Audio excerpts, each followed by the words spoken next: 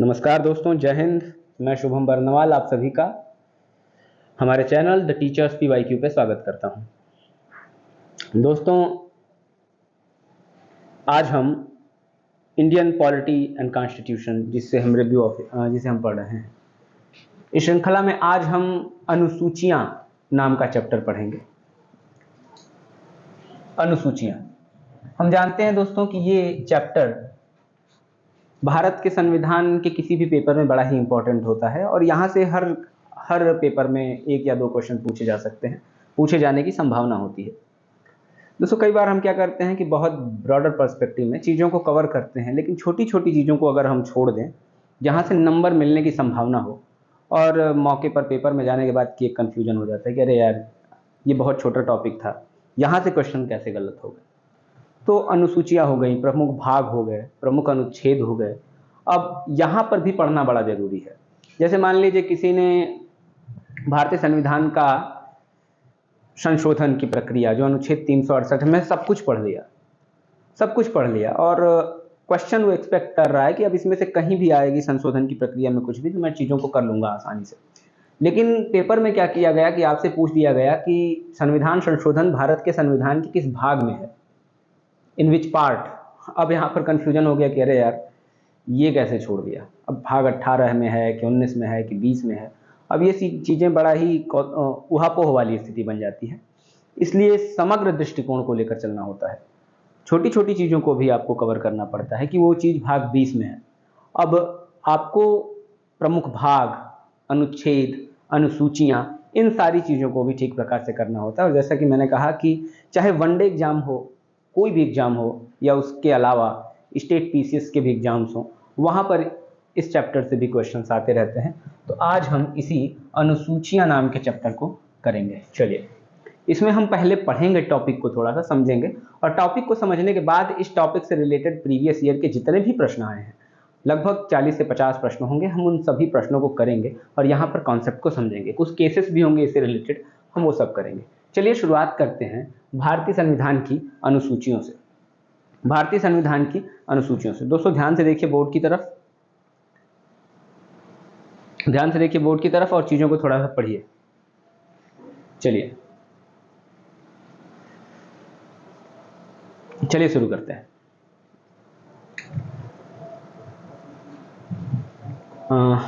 One second, sorry. चलिए, भारतीय संविधान के मूल संविधान में बात की जाए, जो संविधान बन के तैयार हो गया था 26 नवंबर 1949 और 1950 26 जनवरी 1950 को लागू हो गया। इस मूल संविधान में अनुसूचियों की संख्या मात्र 8 थी। कितनी अनुसूचियां थी? कुल 8 अनुसूचियां थी। लेकिन तमाम संशोधनों के द्वारा बाद में अनुसूचियों की संख्या बढ़ाई गई और वर्तमान में अनुसूचियों की संख्या बढ़कर कितनी हो गई? 12। मूल संविधान में कितनी थी? 8 थी। कौन कौन सी अनुसूची बढ़ी?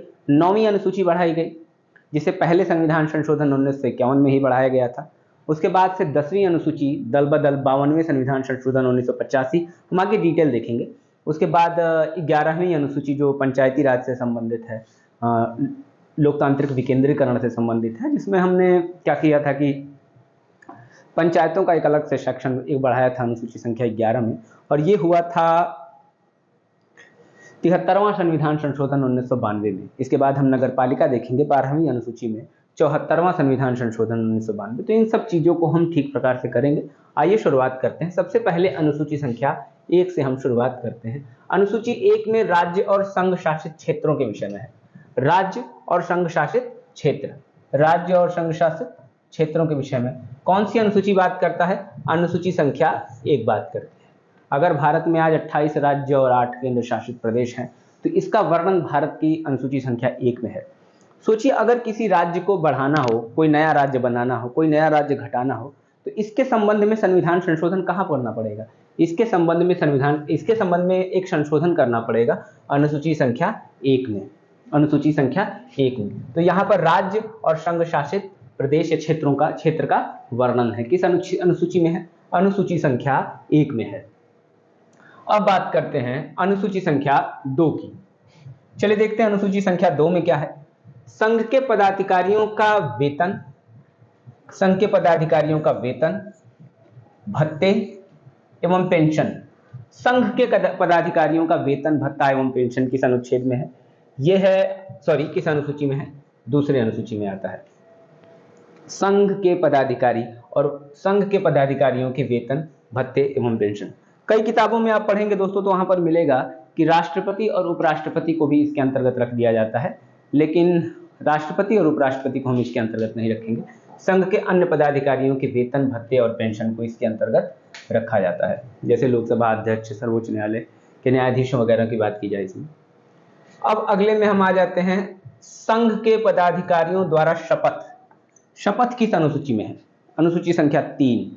संघ के पदाधिकारियों की शपथ किस अनुसूची में आएगी दोस्तों? ये आएगी अनुसूची संख्या 3 में। संघ के पदाधिकारियों की शपथ किस में आएगी? अनुसूची संख्या 3 में आएगी। अब यहां पर एक चीज याद रखिएगा, राष्ट्रपति की अगर शपथ की बात की जाएगी, कहा जाएगा कि राष्ट्रपति का शपथ किस में आता है? राष्ट्रपति की शपथ आएगी अनुच्छेद 60 में आता है। हमेशा याद रखिएगा, राष्ट्रपति अनुच्छेद 60 के अंतर्गत शपथ लेता है। और वही उपराष्ट्रपति की बात आएगी, अब यहाँ पर आप राष्ट्रपति और उपराष्ट्रपति ऑप्शन में दिया रहे तो आप उसको भी संघ के पदाधिकारी में मत कर दीजिए। राष्ट्रपति उपराष्ट्रपति की शपथ अनुच्छेद संख्या 69 69 में होती है। किस में होती है? 69 में होती है। तो ये दोनों टर्म्स आप याद रखिएगा। तो संघ के पदाधिकारियों की शपथ किस भाग में हो गई? संघ के पदाधिकारी को मैं इसे मिटा देता हूं ताकि पूरा कॉन्सेप्ट के दूसरी तरफ खींच ले जाए। चलिए, अब मेरे ख्याल से आपने नोट किया होगा, राष्ट्रपति की शपथ 60 में, उपराष्ट्रपति की 69। यहाँ पर हम देख रहे थे संघ के पदाधिकारियों की शपथ अनुसूची संख्या 3 में। चलिए बढ़ते हैं अगली अनुसूची, अनुसूची संख्या 4 में। दोस्तों ये पार्ट हम थोड़ा तेज करेंगे ताकि आगे बढ़ेंगे, जब हम प्रश्नों को करेंगे तो वहां ये चीजें कई बार रिपीट होंगी। राज्यसभा में राज्यों तथा यूटीज का प्रतिनिधित्व। राज्यसभा में राज्यों का प्रतिनिधित्व, और यूटीज में कैसे कुछ दिल्ली, पुडुचेरी में भी विधानसभाएं हैं तो उनका भी प्रतिनिधित्व हो सकता है। तो राज्यसभा में राज्यों का प्रतिनिधित्व। हम जानते हैं कि केंद्र में संसद के 2 सदन, कितने सदन? केंद्र में कितने सदन? 2 सदन। लोकसभा, जिसे हम प्रथम सदन या निचला सदन कहते हैं, और दूसरा राज्यसभा। इस राज्यसभा में अमेरिका की उच्च सदन सीनेट की तरह, जहां हर राज्य के 2 सदस्यों को सदस्यता मिलती है, हमारे यहाँ ऐसा नहीं होता। हमारे यहाँ अलग अलग प्रतिनिधित्व है, जैसे उत्तर प्रदेश को 31 मिला, किसी को कुछ मिला, किसी को कुछ मिला। तो इस राज्यसभा में राज्यों को किस राज्य की प्रतिनिधित्वता कितनी होगी, इसका वर्णन भारतीय संविधान की अनुसूची संख्या 4 में की गई है। क्लियर? किस अनुसूची में किया गया है? इसका वर्णन अनुसूची संख्या 4 में, कि राज्यसभा में राज्यों तथा यूटीज का प्रतिनिधित्व। अब चलिए अनुसूची संख्या 5 की बात करते हैं। अनुसूची संख्या 5 बात करती है अनुसूचित जनजातियों तथा अनुसूचित क्षेत्रों, यानी scheduled tribes and scheduled regions जो हैं, इनका प्रशासन एवं नियंत्रण।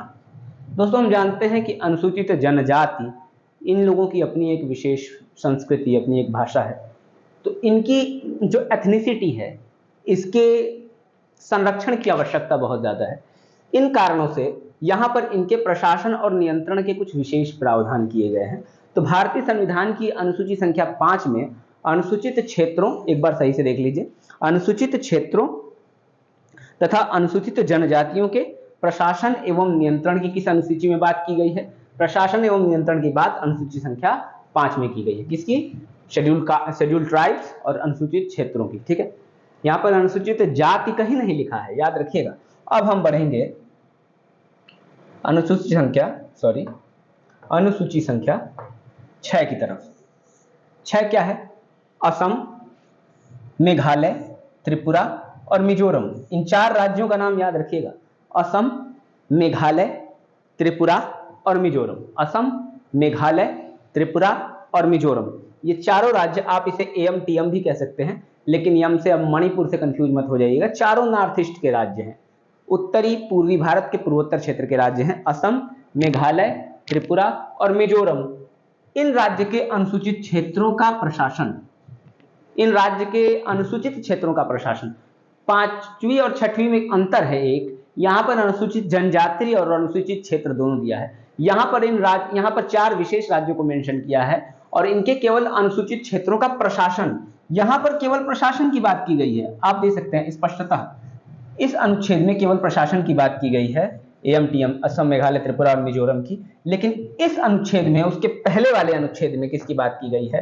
प्रशासन एवं नियंत्रण दोनों की बात की गई। आगे डिटेल में हम पढ़ेंगे आगे वाले भागों में कि हमें इनको कैसे देखना है, प्रशासन का क्या मतलब, नियंत्रण का क्या मतलब, राज्यपाल का क्या रोल होता है, ये आगे देखेंगे। यहाँ से केवल अनुसूची करते हैं। तो चलिए, हमने ये अनुसूची कर ली है, ये अनुसूची कर ली। अनुसूची संख्या 6, असम, मेघालय, त्रिपुरा और मिजोरम। नाम रख लीजिए एकदम जबान पे, ऐसे ही आ सकता है। चलिए अगले अनुसूची की तरफ बढ़ते हैं। अनुसूची संख्या 7, ये क्या है, बहुत इंपॉर्टेंट, शक्तियों का विभाजन, डिवीजन ऑफ पावर की बात करता है। केंद्र सूची, जहां पर संघ केंद्र को अधिकार दिया गया, राज्य सूची जहां पर राज्यों को अधिकार दिया गया, और समवर्ती सूची जिस पर कानून बनाने के अधिकार इस विषय पर, समवर्ती सूची के विषय पर दोनों को दिया गया। लेकिन दोनों में विवाद होने पर संघ का कानून क्या होगा, प्रभावी होगा।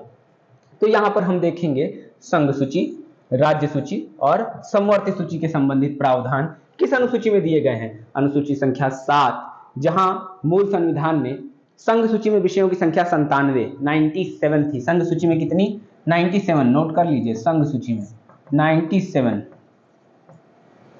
राज्य सूची में कितनी, 66, राज्य में 66। ये वर्तमान की नहीं बता रहा हूं मैं। और समवर्ती की कितनी थी, समवर्ती की 47। ये तीनों नोट कर सकते हैं। चलिए अभी हम पढ़ रहे थे केंद्र, राज्य और समवर्ती सूची। चलिए अगले पर हम बढ़ते हैं।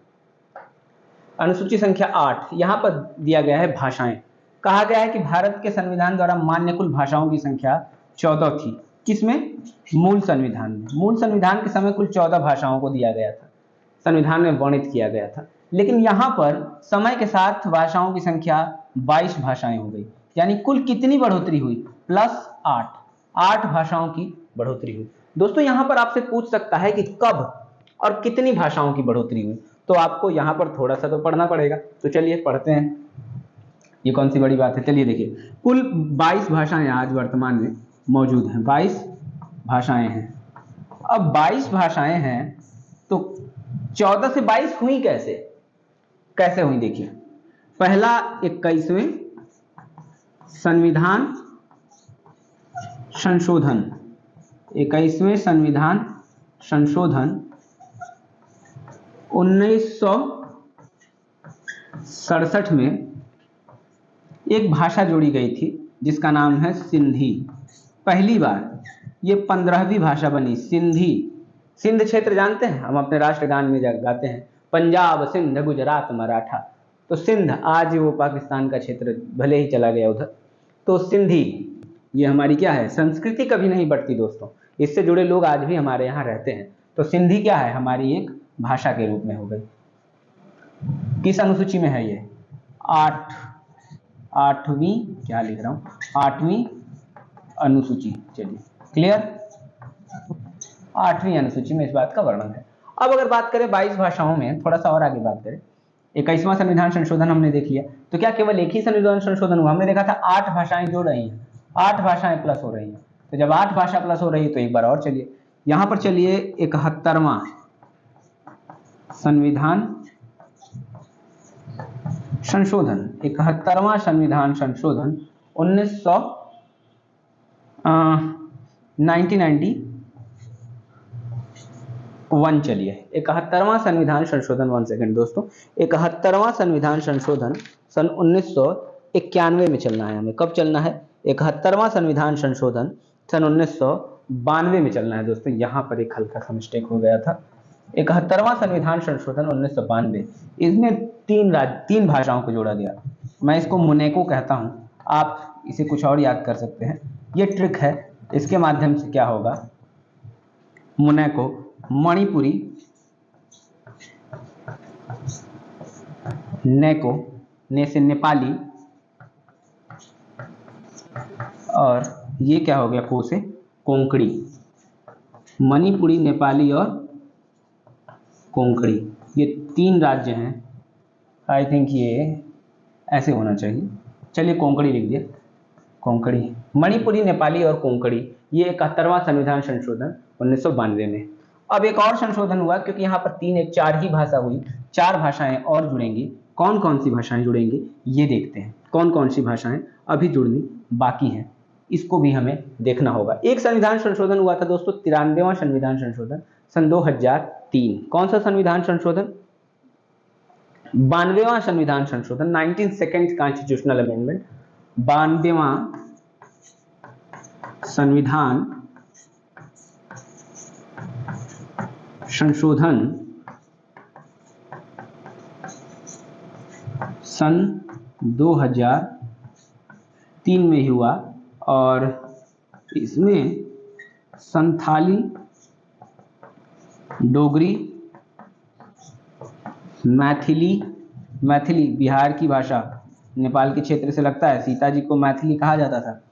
मैथिली, डोगरी, बोडो असम की क्षेत्र की भाषा, आपने सुना होगा national democratic front of Bodoland, एक प्रकार का उग्रवादी संगठन बन गया, NDFB। तो यहाँ पर बोडो, संथाली, डोगरी तथा मैथिली, इसको बनाया गया कब? 2003 में, 92वां संविधान संशोधन के द्वारा। तो आई थिंक दोस्तों ये सब कंप्लीट हो गया, कुल 22 भाषाएं हो गई। अब हम बढ़ते हैं 9वीं अनुसूची की तरफ। अब जब हम 9वीं अनुसूची की तरफ बढ़ेंगे, 9वीं अनुसूची की तरफ बढ़ेंगे तो हम क्या देखेंगे? 9वीं अनुसूची की तरफ जब हम बढ़ेंगे तब हम क्या देखेंगे? देखिए 9वीं अनुसूची, यहाँ पर विशिष्ट अधिनियमों तथा विनियमों का विधिमान्यीकरण। आसान भाषा में समझिए कि संसद ने एक नया संशोधन लाया। पहला संविधान संशोधन सन 1951 द्वारा इसे जोड़ा गया है। कब जोड़ा गया था इसे मिटाते हैं पहले। पहला संविधान संशोधन सन 1900, इसे यानी 9वीं अनुसूची को कब जोड़ा गया था? पहला संविधान संशोधन 1951 द्वारा। किया क्या इन लोगों ने? इसमें एक नया संशोधन जोड़कर यह किया कि कुछ विशिष्ट अधिनियमों तथा विनियमों का विधि मान्यीकरण, यानी विधि द्वारा उनको विशेष मान्यीकरण दिया गया और कहा गया कि 9वीं अनुसूची में शामिल विधान को इसका न्यायिक पुनर्विलोकन नहीं हो सकता, जुडिशियल रिव्यू नहीं हो सकता। ये न्यायिक पुनर्विलोकन की मान्यता से परे होगा। ऐसा अगर कर दिया जाए, किसी एक क्षेत्र को न्यायिक पुनर्विलोकन की सीमा से ऊपर उठा दिया जाए, तो यहाँ पर संसद को बहुत ही विशेष अधिकार प्राप्त हो जाते हैं। ऐसा होना भी नहीं चाहिए, क्योंकि यहाँ पर लोगों के मौलिक अधिकारों का हनन हो सकता है। तो ये पहले संविधान संशोधन में किया गया था। 2007 में आप पढ़ेंगे, इसे कहा गया था कि इसे चुनौती नहीं दी जा सकती न्यायालयों में न्यायिक पुनर्विलोकन के माध्यम। लेकिन एक केस आया था IR कोएल्हो, याद कर लीजिए नाम, IR कोएल्हो वर्सेस तमिलनाडु। मैं बोल भी रहा हूं, थोड़ा छोटा लिखा हुआ है, लेकिन समझिए। रुकिए देखता हूं क्या दिख रहा है स्पष्ट। IR कोएल्हो वर्सेस तमिलनाडु राज्य, जी हाँ बिल्कुल दिख रहा है। IR कोएल्हो वर्सेस तमिलनाडु के राज्य में सर्वोच्च न्यायालय ने कहा कि नहीं, ये अनुसूची 9 भी जुडिशियल रिव्यू से परे नहीं है, ये भी न्यायिक पुनर्विलोकन के दायरे में आएगी। क्योंकि न्यायिक पुनर्विलोकन केशवानंद भारती निर्णय 1973 में संविधान का बेसिक स्ट्रक्चर, मौलिक संरचना है, आधारभूत संरचना है, और उससे कुछ बाहर नहीं हो सकता। ठीक है, क्लियर। तो अब हम बढ़ेंगे 10वीं अनुसूची की तरफ। ये 9 अनुसूचियां हमने पढ़ ली। अब 10वीं अनुसूची की तरफ बढ़ते हैं। 10वीं अनुसूची क्या है? दल बदल। सिंपल भाषा में दल बदल क्या है? जब किसी पार्टी के कुछ सदस्य किसी पार्टी को छोड़कर दूसरे में मिल जाते हैं, इन परिस्थितियों में दल बदल के लिए संबंध में एक कानून बनाया, एक अनुसूची में शामिल किया गया। ये 10वीं अनुसूची है और इसके लिए 52वां, हम बाद में पढ़ेंगे दल बदल क्या होता है डिटेल में। 52वां संविधान संशोधन 1985 किया गया था, लिख लीजिए इसको। दल बदल अनुसूची संख्या 10 के संबंध में किया गया था। अब हम आएंगे अनुसूची संख्या 11 के विषय में। अनुसूची संख्या 11 के विषय में, अब ये अनुसूची 11 क्या है? अनुसूची 11 क्या है? अनुसूची 11 समझिए, 11 संबंधित है पंचायतों से। किससे संबंधित है? पंचायतों से। पंचायत क्या है? हम सभी जानते हैं स्थानीय स्वशासन। बलवंत राय मेहता के बारे में सुना है, अशोक मेहता के बारे में सुना है हमने। बलवंत राय मेहता, अशोक मेहता, थंगुन समिति के बारे में सुना है, हनुमंतैया समिति, हमने बहुत सारे समितियों के बारे में सुना है, लक्ष्मीमल सिंघवी समिति। इन सभी समितियों का निष्कर्ष ये निकला कि अंत में 73वां संविधान संशोधन 1992 लाया गया और एक नई चीज जोड़ी गई। क्या जोड़ी गई? 73वां संविधान संशोधन 1992 के द्वारा पंचायती राज की संकल्पना को पूरा किया गया, जो भारत के संविधान के अनुच्छेद 40 में DPSP में वर्णित था, नीति निदेशक तत्व में वर्णित था, उसे विशेष रूप से एक जगह लाया गया। पंचायती राज, ग्राम पंचायत, खंड पंचायत और जिला परिषद, इसके अंतर्गत 3 संस्थाएं बनी। तो ये पंचायती राज इसके अंतर्गत आएगा। आगे हम क्लियर करेंगे ये सारी चीजें, अभी हम केवल अनुसूचियां पढ़ रहे हैं। 12वीं में क्या होगा, नगर पालिका। पंचायती राज्य में कितने विषय दोस्तों, अगर कोई पूछ देगा तो 29 विषय हैं, और नगर पालिकाओं में विषयों की संख्या 18 है। नगर पालिकाएं इसे लाया गया 74वां संविधान संशोधन 1992 में, 74वां संविधान संशोधन 1992 में। क्लियर है ये दोनों चीजें। चलिए, तो ये हो गई हमारी अनुसूचियां। अब चलिए अनुसूचियों से रिलेटेड प्रश्न भी कर लें, ताकि अब चीजों को हम ठीक प्रकार से कर सके और आगे बढ़ सके। चलिए, ये प्रश्न है, सॉरी हो क्या रहा है ये, 1 सेकेंड, कुछ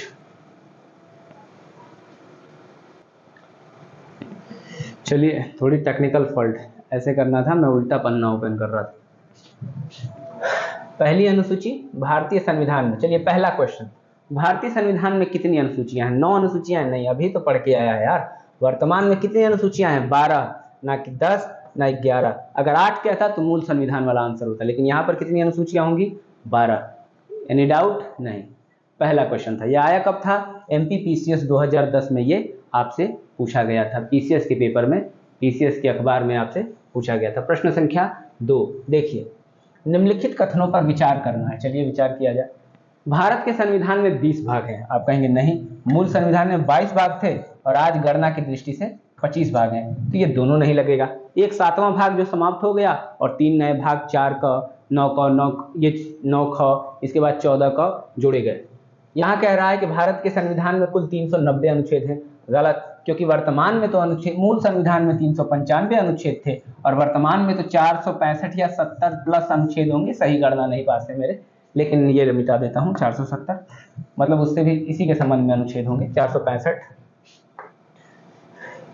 अगला है, भारत के संविधान में 9वीं, 10वीं, 11वीं और 12वीं अनुसूचियों को संविधान संशोधन अधिनियम के माध्यम से जोड़ा गया था। तो यही तो सही है, अभी तो हमने पढ़ा था। इसका आंसर क्या हो जाएगा? केवल 3, केवल 3 इसका क्या हो जाएगा? आंसर हो जाएगा आपका। क्लियर? चलिए, हमने ये देख लिया। 9वीं अनुसूची को जोड़ा गया था कि नहीं? पहले संविधान संशोधन 1951। 10वीं अनुसूची 52वां 1985 में। 11वीं अनुसूची 73वां संविधान संशोधन 1992 और 74वां संविधान संशोधन 1992 में 12वीं अनुसूची क्रमशः ये जोड़ी गई थी। हमने देखा था कि क्या क्या जोड़ी गई थी। आगे किसी प्रश्न में हम ये बात भी करेंगे। फिलहाल ये क्या है यार, तीसरा प्रश्न। चलिए, अगला प्रश्न है, भारतीय संविधान की निम्न दी गई अनुसूचियों में से कौन सी एक राज्यों के नामों की सूची तथा उनके क्षेत्र, राज्य क्षेत्रों का ब्यौरा देती है? देखिए, यहाँ पर कितना अच्छा हमने लिखा था। अनुसूची 1, राज्य तथा संघ शासित प्रदेश, संघ शासित क्षेत्र, किसमें थी? अनुसूचित 1 में थी। यहाँ पर पूछा क्या है, कौन सी अनुसूची राज्यों के नाम और सूची का ब्यौरा देती है? तो यही पहली सूची तो देगी, क्योंकि वहां पर सभी राज्यों और उनके नामों का वर्णन किया हुआ है। अगर आपको राज्य वगैरह बढ़ाना है तो अनुसूची 1 में संशोधन करना होगा। देखिए ना, 2003 में भी पूछा गया है और यूपी PCS के मेंस 2014 में भी पूछा गया है, यानी इंपॉर्टेंट क्वेश्चन है। चलिए, अगली अनुसूची की तरफ बढ़ते हैं। यहाँ पर हम रुक के बात नहीं करेंगे कि किस अनुसूची में क्या है। चलिए, चौथा प्रश्न क्या है? भारत के संविधान की क्या है यार, भारत के संविधान की चौथी अनुसूची विवेचित करती है। चौथी अनुसूची क्या विवेचित करती है?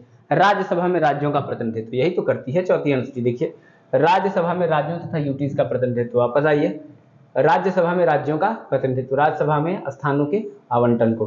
क्लियर? बाकी हमने पढ़ा ही है। राजनीतिक दल बदल को कौन सी अनुसूची में रखते हैं? 10वीं अनुसूची में। पंचायती व्यवस्था 11वीं में है। भाषा किसमें है? 8वीं अनुसूची में भाषा है। चलिए, आगे बढ़ते हैं दोस्तों, प्रश्न संख्या 5 की तरफ बढ़ते हैं। प्रश्न संख्या 5 की तरफ बढ़ते हैं। चलिए, इस तकनीकी व्यवधान के लिए खेद है, अब हमने ये पूरा सिनेरियो ही चेंज कर दिया। चलिए, अभी ये तरीका ही दूसरा हो जाएगा। हाँ, चलिए, प्रश्न संख्या 5। प्रश्न 5 में है, भारतीय संविधान की 3य अनुसूची में निम्न में से क्या उपबंधित है? तीसरी अनुसूची में क्या उपबंधित है? तीसरी अनुसूची पढ़ा तो था हमने, शपथ है किसका? संघ के पदाधिकारियों का। संघ के मंत्री पद के लिए शपथ का प्रारूप, सही तो है। उच्चतम न्यायालय के मुख्य न्यायाधीश द्वारा ली गई शपथ का प्रारूप, चलो ये भी सही है। भारत के राष्ट्रपति लिए पद के शपथ का प्रारूप, राष्ट्रपति इसमें आते हैं? नहीं, राष्ट्रपति किसमें आते हैं? राष्ट्रपति किसमें आएंगे? अनुच्छेद 60 में आएंगे, अनुच्छेद 60 में आएंगे राष्ट्रपति। क्लियर है? अनुच्छेद 60 में आएंगे। संसद के सदस्यों द्वारा ली गई शपथ, तो ये भी आ जाएगा। तो कौन कौन सा होगा? 1, 2 और 4। आंसर मिलाइए, 1, 2 और 4, यानी सी क्या है? सही आंसर है आपका। क्लियर? उपराष्ट्रपति अनुच्छेद 69 में आते हैं। अब हमें अगले प्रश्न की तरफ चलना है, अगले प्रश्न की तरफ चलना है। प्रश्न संख्या 6, यहां पर हमें मिलान करना है। आइए मिलाते हैं। ये देखिए, ये बड़ा इंपॉर्टेंट है। ROARO 2016 का प्रश्न है। ROARO APS, यही तो मूल टारगेट इस समय का है, क्योंकि फिलहाल तो हमारे सामने यही है, APS और ROARO। तो चलिए उस दृष्टिकोण से करते हैं। 7वीं अनुसूची में कितनी भाषाएं? 7वीं अनुसूची में क्या है? 7वीं अनुसूची में देखा तो है आपने कि क्या है? क्या है बताइए? 3 सूचियां हैं, बांटा गया है, केंद्र, राज्य और समवर्ती सूची। शक्तियों का विभाजन है, क्या है? विधायी शक्तियों का वितरण है। 8वीं अनुसूची में क्या है? भाषाएं हैं। तो मिलाइए ना, कितने भाषाएं? 22 भाषाएं। 9वीं अनुसूची में क्या है? कुछ अधिनियमों का विधिमान्यीकरण, यानी कुछ अधिनियमों को विशेष दर्जा। 10वीं अनुसूची में दल बदल, तो ये मिला लिया हमने। तो क्या हो गया?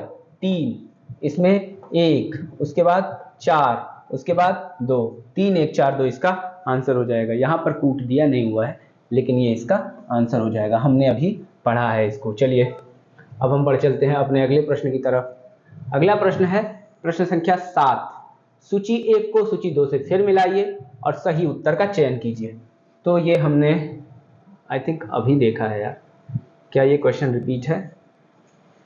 यूपी ROARO री एग्जामिनेशन में ये प्रश्न पूछा गया था, और यहाँ पर एग्जामिनेशन ये 2016 में आई थिंक वही सेम क्वेश्चन रिपीट कर दिया था उन्होंने। फिर देख लेते हैं 7वीं अनुसूची में क्या है, 8वीं में क्या है, 8वीं में भाषाएं, 7वीं में क्या है, 7वीं में क्या है, 7वीं में संघ सूची, राज्य सूची और समवर्ती सूची।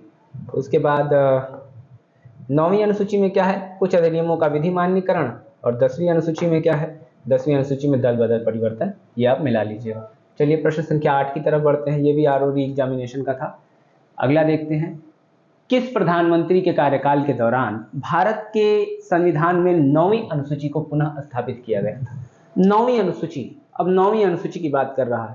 सबसे पहले याद करिए 9वीं अनुसूची कब जोड़ा गया था। 9वीं अनुसूची बहुत आसान सा प्रश्न था, अगर आपको याद होगा। 9वीं अनुसूची पहले संविधान संशोधन, फर्स्ट कॉन्स्टिट्यूशनल अमेंडमेंट 1951 जोड़ा गया था। और 47 से 64 तक तो जवाहरलाल नेहरू ही भारत के क्या थे, प्रथम प्रधानमंत्री थे, नेहरू जी।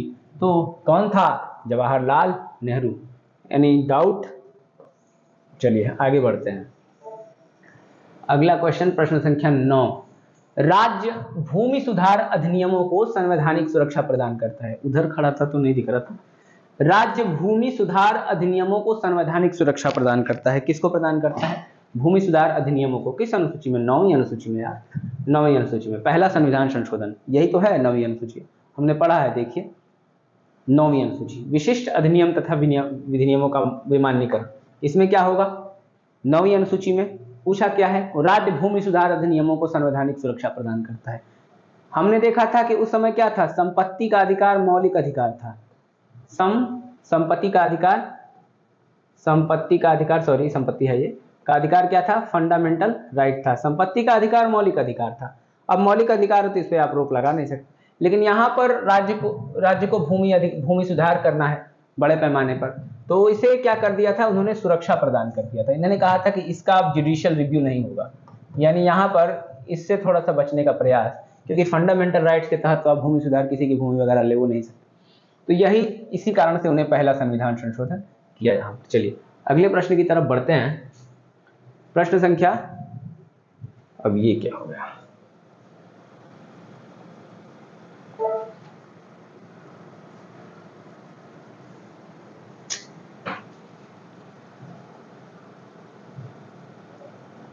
एक सेकेंड।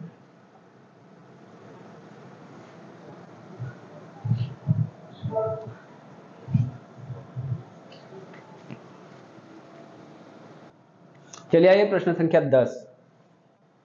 निम्नलिखित कथनों पर हमें विचार करना है। भारत की संसद किसी कानून विशेष को भारत की संविधान, ये संविधान है, थोड़ा सा मिसप्रिंट हो गया, भारत के संविधान की 9वीं अनुसूची में डाल सकती है। अगला है 9वीं अनुसूची में डाले गए किसी कानून की वैधता का परीक्षण न्यायालय द्वारा नहीं किया जा सकता, वह उसके पर कोई भी निर्णय नहीं किया जा सकता। मेन बात यह है, पहला सही है, किसी भी प्रावधान को 9वीं अनुसूची में डाल सकती है, संसद 9वीं अनुसूची में डाल सकती है।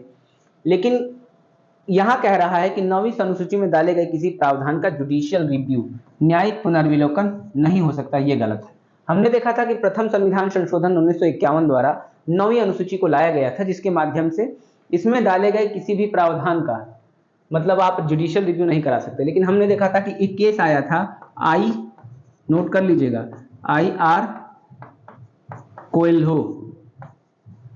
IR कोएल्हो वर्सेस तमिलनाडु, बताया था पिछले, 2007 का केस है। इसमें कहा सर्वोच्च न्यायालय, सुप्रीम कोर्ट ने कि कोई भी चीज जुडिशियल रिव्यू से परे नहीं है। तो यहां पर कहा गया है कि किसी न्यायालय द्वारा वैधता का परीक्षण नहीं किया जा सकता, यही गलत है। पूछा क्या है हमसे, सही अगर पूछा है तो केवल एक सही है, ये क्या हो जाएगा, आंसर हो जाएगा। चलिए अगले प्रश्न की तरफ बढ़ते हैं। अगला प्रश्न क्या है हमारा, प्रश्न संख्या, फिर वही दिक्कत है।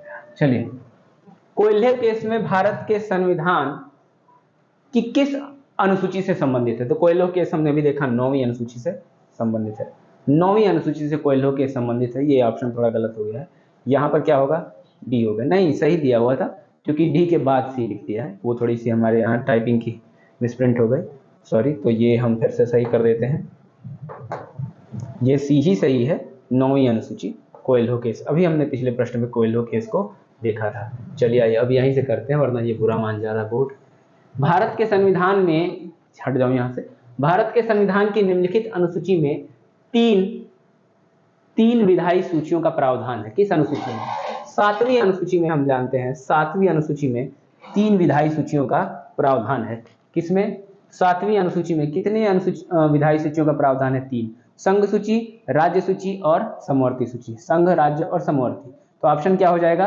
बी इसका सही ऑप्शन हो जाएगा, जैसा कि वहां पे लिखा भी हुआ है। चलिए तो दोस्तों अगले प्रश्न की तरफ बढ़ते हैं। प्रश्न संख्या 13। भारत के संविधान के अंतर्गत आर्थिक योजना किसका विषय है? भारत के संविधान के अंतर्गत आर्थिक योजना किसका विषय है?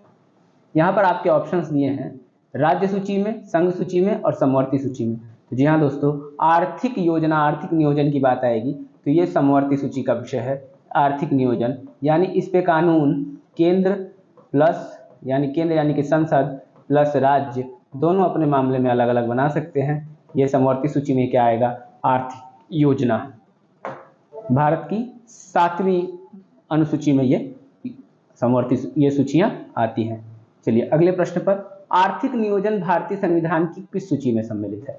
आर्थिक नियोजन भारतीय संविधान की किस सूची में सम्मिलित है? अभी हमने देखा समवर्ती सूची। आर्थिक नियोजन किस में है? समवर्ती सूची। एक बात जान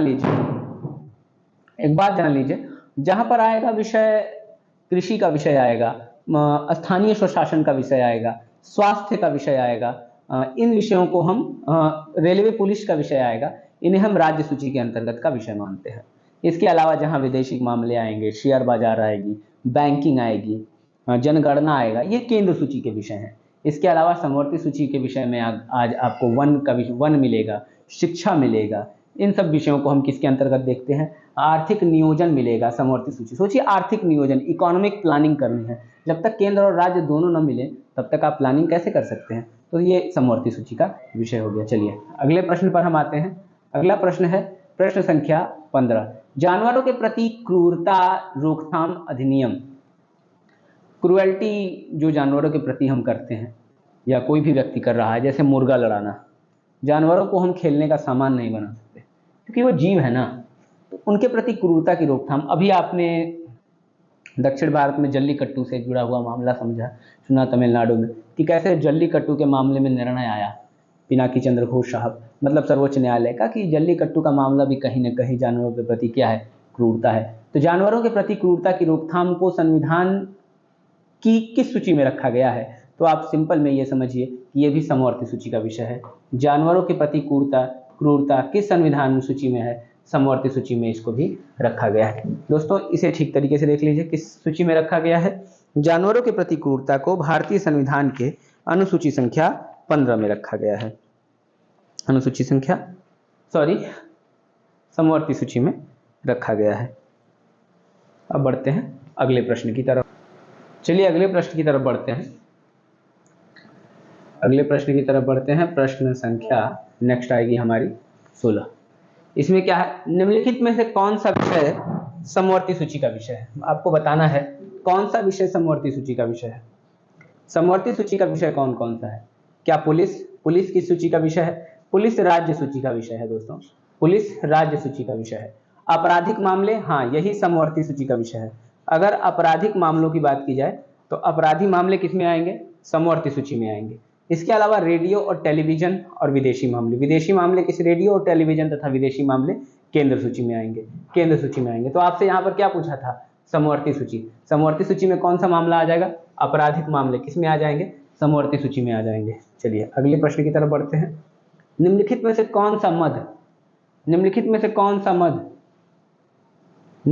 कौन सी मद भारत के संविधान की समवर्ती सूची में है।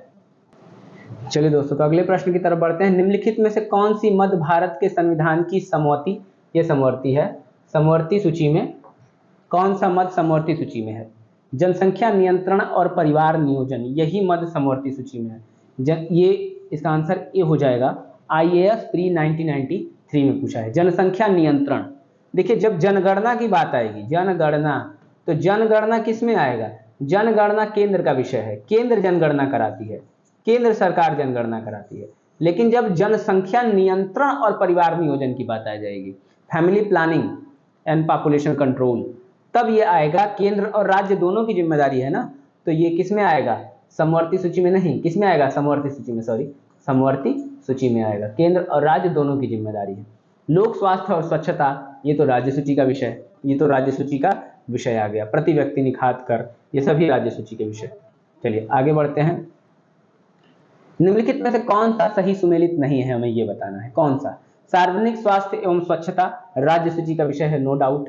याद रखिएगा, स्वास्थ्य को कई बार लोग समवर्ती सूची मार देते हैं। सार्वजनिक स्वास्थ्य और स्वच्छता ये राज्य सूची का विषय होगा। जनगणना संघ सूची का विषय, अभी हमने बताया जनगणना, जनसंख्या नियंत्रण नहीं है, ये जनगणना है, गणना कराना है, केंद्र कराती है। राज्यसभा में सीटों का बंटवारा, ये द्वितीय अनुसूची में है। राज्यसभा में कितनी सीटें होंगी, ये चौथी अनुसूची का विषय है। किस राज्य को कितनी प्रतिनिधित्व मिलेगा राज्यों में, राज्यसभा में चौथी का है। तो सी क्या हो जाएगा, गलत हो जाएगा, आंसर क्या हो जाएगा, सी। दल बदल विरोधी 10वीं अनुसूची का विषय है। कौन सी अनुसूची का विषय है, 10वीं अनुसूची का, तो ये सही है ऑप्शन, इसका आंसर क्या हो जाएगा, सी। चलिए अगले प्रश्न की तरफ बढ़ते हैं। अगला प्रश्न क्या है हमारा, प्रश्न संख्या 19। निम्नलिखित में से कौन सा विषय समवर्ती सूची में है। कृषि राज्य सूची का विषय, शिक्षा समवर्ती सूची का विषय, यही आंसर हो जाएगा बी। दोस्तों याद रखिएगा, 42वां संविधान संशोधन, कौन सा संविधान संशोधन, 42वां संविधान संशोधन 1976, 42वां संविधान संशोधन 1976 द्वारा शिक्षा को किस सूची में शामिल किया गया है, शिक्षा को समवर्ती सूची में शामिल किया गया है। इससे पहले यह राज्य सूची का विषय था, क्लियर है। शिक्षा किस में है, समवर्ती, किस संशोधन द्वारा, 42वां संविधान संशोधन 1976 द्वारा, याद रहेगा। चलिए पुलिस भी राज्य सूची का विषय है और रक्षा संघ सूची का विषय है। प्रश्न संख्या 20।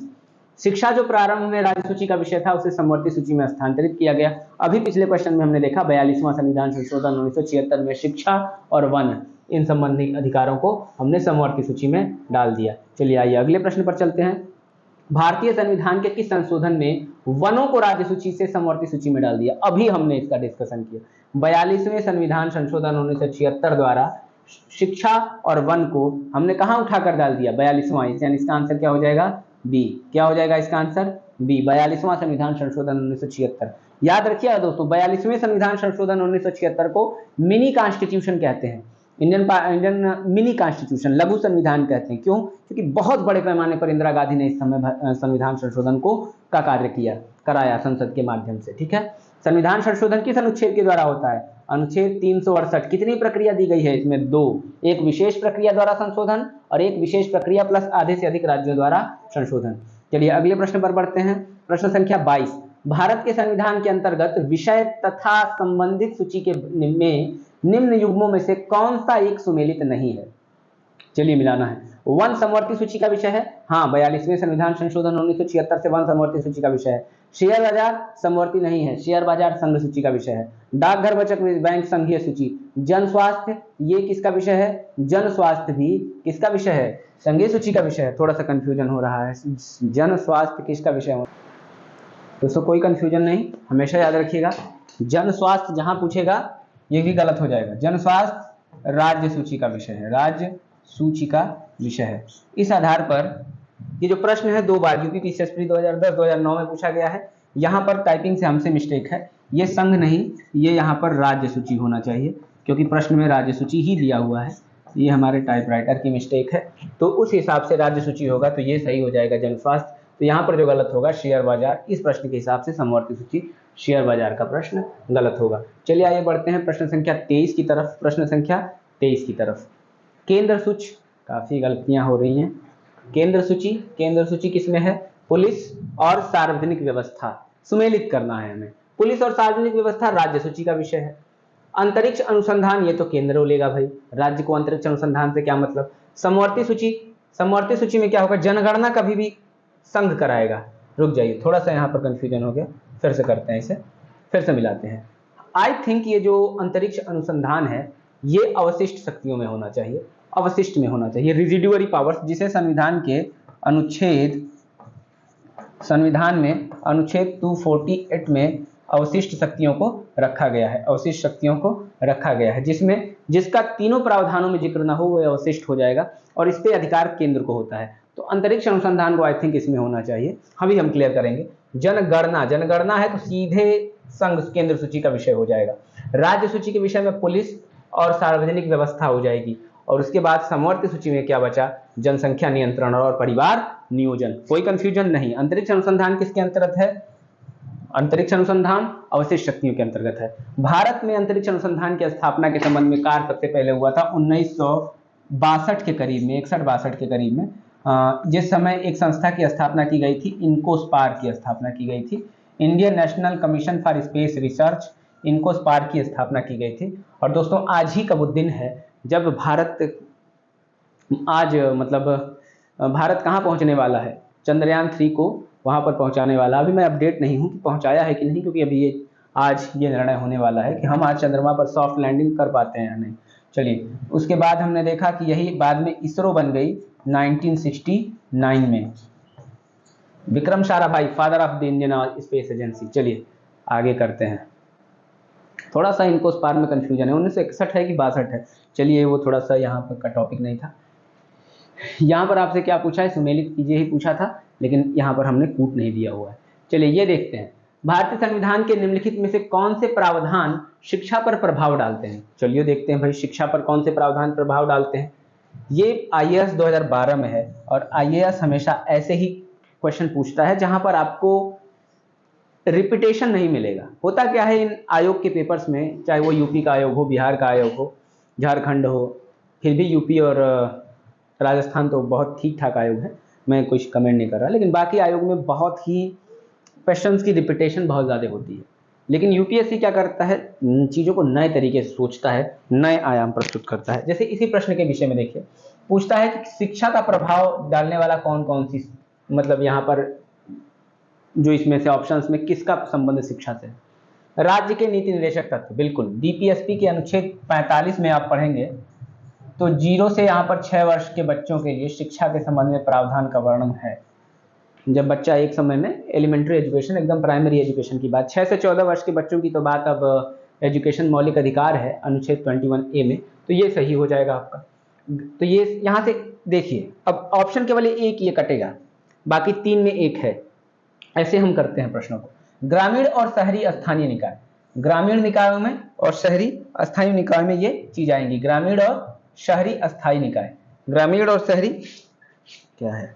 ग्रामीण और शहरी अस्थायी निकाय। यहाँ पर भी है, ग्रामीण निकाय में 243 6, यहाँ पर शिक्षा का प्रावधान, पंचायती राज 243 ब, यहाँ पर प्रावधान नगर पालिका, तो यहाँ पर भी शिक्षा का प्रावधान है, तो ये भी हो जाएगा। पंचम अनुसूची, पांचवी अनुसूची में क्या है?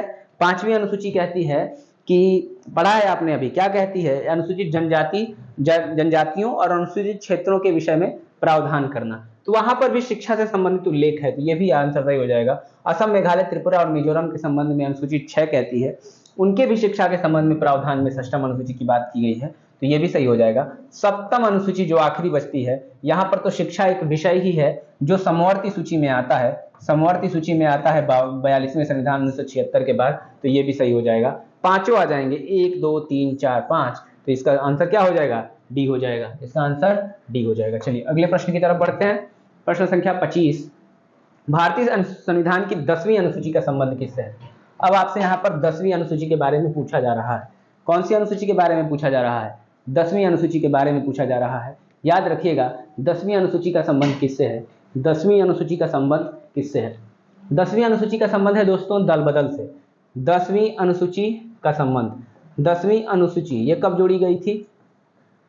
10वीं अनुसूची 52वां संविधान, 52वां संशोधन है ये, 52nd संशोधन था ये, 52वां संविधान संशोधन 1952, इसमें 10वीं अनुसूची जोड़ी गई। ये दल बदल से है, किससे संबंधित है? दल बदल से है। चलिए तो इसका आंसर क्या हो जाएगा? दल बदल विरोधी कानून, डी हो जाएगा। चलिए अगला देखते हैं। भारतीय संविधान की 10वीं अनुसूची दल बदल से होगी, मिलाइए, पहला आंसर हो जाएगा। पंचायती राज से कौन सी अनुसूची? 11वीं। भूमि सुधार से 9वीं अनुसूची। संघ और राज्यों के मध्य शक्ति के विभाजन से कौन सी अनुसूची संबंधित है? 7वीं अनुसूची। अगले प्रश्न पर आइए। 27, निम्नलिखित संविधान की 7वीं अनुसूची के अंतर्गत संघ सूची में निम्नलिखित में से किसका उल्लेख नहीं है? तो संघ सूची में भाई बैंकिंग का भी है, बीमा का भी है, जनगणना का भी है, लेकिन गैस का नहीं है, ये राज्य सूची के अंतर्गत आ जाएगा। चलिए अगले क्वेश्चन पे चलते हैं। निम्नलिखित में से कौन सा विषय भारतीय संविधान की संघ सूची से संबंधित नहीं है? रक्षा भी है, संघ सूची का विषय है। विदेश के मामले, फॉरेन अफेयर्स, फॉरेन अफेयर्स भी संघ सूची का विषय है। फॉरेन अफेयर्स भी किससे संबंधित है? संघ सूची का मामला है। राज्यों का क्या मतलब है विदेश मामले से? रेलवे, ये भी संघ सूची का मामला है, लेकिन कृषि बात आएगी तो ये राज्य सूची का मामला है। आपसे यहाँ पर संघ सूची से संबंधित पूछा क्या था? पूछा था कि कौन सा संघ सूची से संबंधित नहीं है, कौन सा संघ सूची से संबंधित नहीं है। तो ये हमेशा याद रखिए, संघ सूची से संबंधित नहीं पूछा था, नहीं। संघ सूची से कौन संबंधित नहीं है? कृषि। कृषि किसका विषय है? कृषि, कृषि राज्य सूची का विषय है, कृषि राज्य सूची का विषय है। क्लियर? कृषि राज्य सूची का विषय है। अगले प्रश्न पर चलते हैं। भारतीय संविधान की 7वीं अनुसूची के अंतर्गत राज्य सूची में निम्न में से किसका उल्लेख है? राज्य सूची में निम्न में से किसका उल्लेख है? राज्य सूची में शिक्षा का नहीं है, शिक्षा समवर्ती सूची का विषय है। विद्युत, उसके बाद रेलवे पुलिस और वन। दोस्तों रेलवे पुलिस जो है, सी वाला option, railway police, railway police, railway police किसका विषय है? पूछा गया है राज्य सूची में निम्न में से किसका उल्लेख है? Railway police. रेलवे जब आएगा तो केंद्र सूची का हो जाएगा, लेकिन रेलवे पुलिस जब आएगा तो ये किसका विषय हो जाएगा? राज्य सूची का विषय हो जाएगा। राज्य सूची में कौन हो जाएगा? Railway police. ठीक है, वन समवर्ती का जानते ही हैं, शिक्षा समवर्ती का आप जानते ही हैं। चलिए अगले प्रश्न पर चलते हैं। प्रश्न संख्या 30, कौन राज्य सूची में है? रेलवे पुलिस, निगम कर, जनगणना, आर्थिक एवं सामाजिक नियोजन। कौन राज्य सूची में है? तो राज्य सूची में रेलवे पुलिस, बिल्कुल रेलवे पुलिस है। निगम कर नहीं, कारपोरेशन टैक्स नहीं है, ये केंद्र सूची में होना चाहिए। जनगणना, जनगणना किसके पास है? संघ सूची का विषय है। आर्थिक व सामाजिक नियोजन ये समवर्ती सूची का विषय है, हमने पहले ये प्रश्न पढ़ा है, तो इसमें क्या हो जाएगा आंसर? रेलवे पुलिस, अभी पिछले प्रश्न में पढ़ा है हमने। तो ये प्रश्न संख्या अगला आ जाइए। पंचायती राज विषय निम्नलिखित में से किस सूची में सम्मिलित है? पंचायती राज विषय, पंचायती राज, पंचायती राज के विषय में पढ़िए। पंचायती राज किस अनुसूची में है? क्या पूछा है? पंचायती राज किस सूची में है? पंचायती राज ये राज्यों के विषय में है, राज्यों का अधिकार है, इस पे राज्यों का अधिकार है। किस पर? पंचायती राज के विषयों पर। तो ये कौन आ जाएगा? राज्य सूची। आंसर इसका सी होना चाहिए दोस्तों। यहाँ पर भी थोड़ी सी मिसप्रिंटिंग है, आई थिंक ये मिसप्रिंटिंग भी टाइपिंग से रिलेटेड ही होनी चाहिए। पंचायती राज किस सूची का विषय है? एक सेकंड मैं अभी आपको क्लियर करके बताता हूँ। पंचायती राज्य, दोस्तों पंचायती राज राज्य सूची का विषय, देखिए ये सही भी लिखा है, यहाँ पर बी थोड़ा सा उल्टा कर दिया है उसने। चलिए, तो पंचायती राज राज्य सूची का विषय। अगले प्रश्न पर चलते हैं। कौन सा विषय भारतीय संविधान की 7वीं अनुसूची समवर्ती सूची में शामिल है? कौन सा विषय समवर्ती सूची में है? तो हमने अभी तो देखा था यार, समवर्ती सूची में कौन सा विषय शामिल है? समवर्ती सूची में पुलिस है नहीं, क्योंकि राज्य का है। दंड प्रक्रिया भी नहीं। समवर्ती सूची में कौन सा विषय है? दंड प्रक्रिया ही है। दंड प्रक्रिया समवर्ती सूची में है। बाकी कारागार, लोक व्यवस्था, ये सब चीजें नहीं है। समवर्ती सूची में कौन सी व्यवस्था है? समवर्ती सूची में दंड प्रक्रिया। अगले प्रश्न की तरफ चलते हैं। अगला प्रश्न है, भारतीय संविधान की 7वीं अनुसूची में किस सूची एवं प्रविष्टि का संबंध राज्य के विधानमंडल के निर्वाचन से है? बहुत ही यहाँ पर एमपीपीसीएस का है और बहुत ही डिटेल क्वेश्चन है, ये बहुत ही डीप पूछ दिया है। 7वीं अनुसूची के किस प्रविष्टि का? राज्य के विधानमंडल से। इसका आंसर ए और सी दोनों हो जाएगा। सूची 1 प्रविष्टि 72 और सूची 2 में प्रविष्टि 37। ये थोड़ा सा डीप क्वेश्चन है, इतना डीप नहीं पूछते आयोग आमतौर पर, और ऐसे प्रश्न पूछ दिए जाए तो मान लीजिए कि अगर आपको ये वाले आते हैं ना, तो बाकी क्वेश्चंस की तो मैं गारंटी लेता हूँ कि बाकी आपको नहीं आ रहे होंगे, क्योंकि ये बड़ा ज़्यादा यूनिक था। चलिए जोक सपाट, अगले प्रश्न पर लौटते हैं। विवाह, विवाह विच्छेद, गोद लेना संविधान की 7वीं सूची में किसमें आता है? तो विवाह, विवाह विच्छेद और गोद लेना संविधान की 7वीं अनुसूची में किसमें आएंगे? तो ये तीसरी में समवर्ती सूची में आना चाहिए। विवाह हो गया, विवाह विच्छेद हो गया, गोद लेना, ये सभी किस में आएंगे? समवर्ती सूची में आएंगे। दोनों का विषय है। चलिए अगले पे लौटते हैं। अगले पे लौटते हैं। सरकारों द्वारा शुल्क एवं कर लगाने का अधिकार संविधान की किस सूची में उल्लिखित है? सरकारों द्वारा शुल्क एवं कर लगाने का प्रावधान किस अनुसूची में है? तो 7वीं अनुसूची में है। शुल्क एवं कर लगाने का प्रावधान इसी 7वीं अनुसूची में शुल्क एवं कर लगाने का प्रावधान है। चलिए जल्दी करते हैं, अगले प्रश्न पर लौटते हैं। अगला प्रश्न भूमि सुधार के विषयों के अंतर्गत आता है। भूमि सुधार किसके अंतर्गत विषयों के आता है? भूमि सुधार राज्य सूची के अंतर्गत आएगा। दोस्तों भूमि सुधार किसके अंतर्गत आएगा? भूमि सुधार राज्य सूची के अंतर्गत आएगा, राज्य सूची के अंतर्गत आएगा। अगले प्रश्न की तरफ बढ़ते हैं।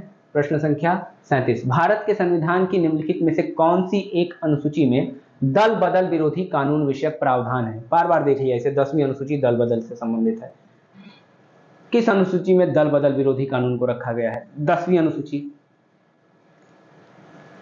किस अनुसूची के अधीन जनजातीय भूमि, गैर जनजातीय भूमि का खनन के लिए निजी पक्षकारों के अंतरण अकृत और शून्य घोषित किया जा सकता है? इसका आंसर क्या होगा दोस्तों, बताइए।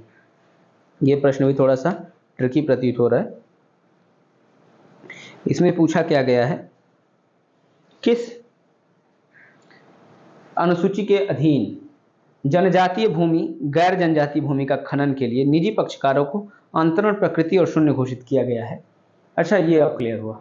ये 2019 से पूछा गया था यूपीएससी में, 5वीं अनुसूची आंसर हो जाएगा, क्योंकि अनुसूचित क्षेत्रों और अनुसूचित जनजातियों से संबंधित मामलों में प्रशासन और नियंत्रण अनुसूची 5 में आता है। तो वही तो पूछा है, अनुसूची के अधीन जनजातीय भूमि पूछा है, और गैर जनजातीय भूमि का खनन के लिए निजी पक्षकारों को अंतरण अकृत शून्य घोषित किया जा सकता है।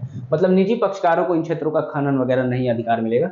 तो निश्चित तौर पर 5वीं अनुसूची में इस बात का वर्णन है, क्योंकि वही जनजातीय क्षेत्रों और जनजातियों के संबंध में बात करता है। अगला क्वेश्चन, यदि किसी विशिष्ट क्षेत्र को भारत के संविधान की 5वीं अनुसूची के अधीन लाया जाए तो निम्नलिखित में से कौन सा कथन इसके परिणाम को सर्वोत्तम रूप से प्रतिबिंबित करता है? किसी विशिष्ट क्षेत्र को लाया जाता है, इससे जनजातीय लोगों की जमीनें और गैर जनजातीय लोगों को अंतरित करने पर रोक लगेगी। इससे उस क्षेत्र के स्थानीय स्वशासी निकाय का सृजन होगा। इससे वह क्षेत्र संघ राज्य क्षेत्र में बदल जाएगा, या जिस राज्य के पास ऐसे क्षेत्र होंगे उसे विशिष्ट कोटि का राज्य घोषित किया जाएगा। फिर से पढ़ते हैं प्रश्न, क्योंकि थोड़ा सा ट्रिकी है। किसी विशिष्ट क्षेत्र, ये भी आईएएस का क्वेश्चन होगा, आईएएस 2022 में, पिछली बार का क्वेश्चन। किसी विशिष्ट क्षेत्र को भारत के संविधान की 5वीं अनुसूची के अधीन लाया जाए। अब किसी विशिष्ट क्षेत्र को आप 5वीं अनुसूची के प्रावधान के अंतर्गत लाया जा रहे हैं, तो निम्नलिखित कथनों में से कौन सा एक इसके परिणाम को सर्वोत्तम रूप से प्रतिबिंबित करता है? पूछ रहा है कि 5वीं अनुसूची में लाने पर क्या होता है। आप किसी बाहरी को भी पांचवी में ला रहे हैं तो यही लघु होगा। इससे जनजातीय लोगों की जमीनें गैर जनजातीय लोगों को अंतरित करने पर रोक लगेगी। सही बात है, जनजातीय लोगों की जो जमीनें हैं उसे गैर जनजाति नहीं खरीद सकते। क्यों? क्योंकि उसका नियंत्रण जनजातियों के द्वारा जरूरी है, क्योंकि उनकी विशेष इथनिसिटी निर्जातीयता है, विशेष संस्कृति, भाषा, ये सारी चीजें हैं, और बाहरी लोगों को अंतरित कर दिया जाने लगे तो वो अपने मूल क्षेत्र से ही क्या हो जाएंगे, दूसरी तरफ जाने को मजबूर हो जाएंगे। यानी उनके हिस्से का संरक्षण बहुत जरूरी है। तो ऑप्शन क्या हो जाएगा, इसका आंसर ए हो जाएगा। चलिए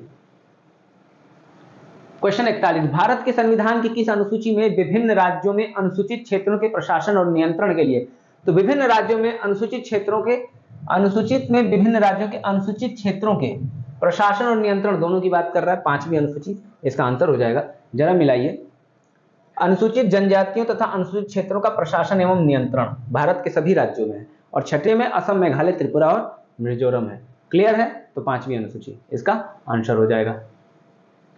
अगला क्वेश्चन 42, भारत के संविधान में 5वीं अनुसूची और 6ठी अनुसूची के संबंध में निम्नलिखित में से किस लिए लिए गए हैं, किस लिए किए गए हैं? 5वीं अनुसूची और 6वीं अनुसूची के उपबंध क्यों किए गए हैं भाई? अनुसूचित जनजातियों के हितों के संरक्षण के लिए, बड़ा सही लग रहा है ये ऑप्शन। राज्यों के बीच सीमाओं के निर्धारण के लिए, क्यों? सीमाओं के निर्धारण से क्या मतलब है? 5वीं और अनुसूची में क्या था? 5वीं अनुसूची में था कि अनुसूचित जनजातियों और अनुसूचित क्षेत्रों का प्रशासन और नियंत्रण, और 6ठी अनुसूची में था कि असम, मेघालय, त्रिपुरा और मिजोरम के जनजातीय क्षेत्रों का प्रशासन। तो मतलब इन जनजातियों के विषय में था, तो अनुसूचित जनजातियों के हितों के संरक्षण के लिए। क्यों? उनके हितों के संरक्षण के लिए, प्रोटेक्शन ऑफ देयर इंटरेस्ट। चलिए अगले प्रश्न पर चलते हैं। 43, संविधान की अनुसूची 6 इनमें से किस राज्य में लागू नहीं होती? अब संविधान की अनुसूची 6 असम, मेघालय, त्रिपुरा इन जगह लागू होती है, मणिपुर नहीं लागू होती। एक राज्य बढ़ेगा, मिजोरम। असम, मेघालय, त्रिपुरा और मिजोरम 4 राज्यों में लागू होती है। ये पूछा था एमपीपीसीएस 2005 में। अगले प्रश्न पर लौटिए। यानी इस चैप्टर में 2022 और 21 तक के सवाल भी मिले हैं, यानी ये चैप्टर बहुत ही इंपॉर्टेंट है, ये भी याद रखिएगा। यूपीएससी तक के क्वेश्चंस मिल गए इस चैप्टर में 2। भारतीय संविधान की 6ठी अनुसूची निम्नलिखित में से किन राज्यों के जनजातीय क्षेत्रों के प्रशासन से संबंधित है? भारतीय संविधान की 6ठी अनुसूची किन राज्यों के असम, मेघालय, त्रिपुरा और मिजोरम। तो मेघालय, त्रिपुरा और मिजोरम यही आंसर हो जाएगा, असम इसमें दिया नहीं हुआ है। अगला प्रश्न, भारतीय संविधान की 6ठी अनुसूची के प्रावधान निम्नलिखित में से किस राज्य में लागू होते हैं?